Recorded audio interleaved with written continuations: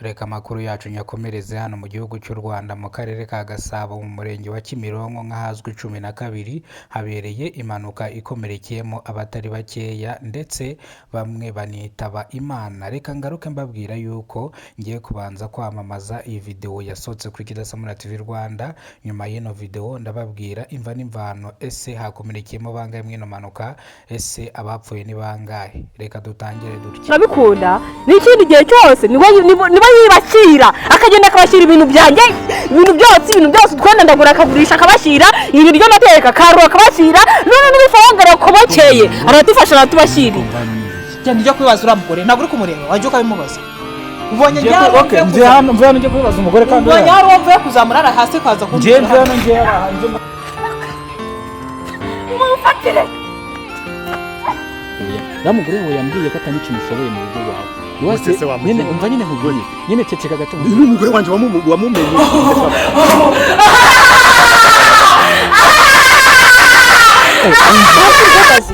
nyine watuje nkakubwira n'ibyo urambwira iki se ariko nkajya mu Reka ndabizi ko wakubye amafaranga ceceka nkubwira uwo bayahaye. Ati ikibazo ufite bayanyibye bayakwiye kagira inkuru uri mu bayanyibye. Oya ntabwo ndi mu bayakwibye ahubwo gihe twahuye n'umugabo wawe mwahuye murayarya. umenya umugore wanje wamumenye ko nta kintu ushoboye. Ni sisabi Besho nsobanura mari uko sobanurira umugore wanje wamumenye ndabaroga gute ndabaroga gute ese kuba ari naho ndabaroga gute kugira ngo bapfire rimwe bashire bamvire mu buzima.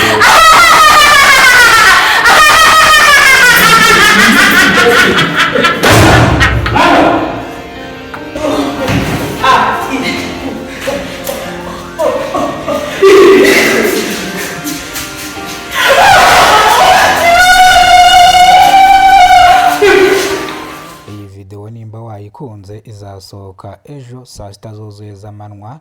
Nimba wifuza kuzayireba cyangwa yakuryohanye, ikintu usabwa ni ugukora subscribe ugafungura inzogera. Nongera kukwibutsa yuko iyi filimi izasohokera kuri Kidasamura TV Rwanda. Nimba rero wifuza kuzareba iyi video, kora subscribe ufungura inzogera. Banyarwandakazi, nongeye kubabwira yuko Kidasamura TV Rwanda si amakuru gusa turi gukora, ahubwo turi gukora na filimi zitandukanye hano mu gihugu cy'u Rwanda.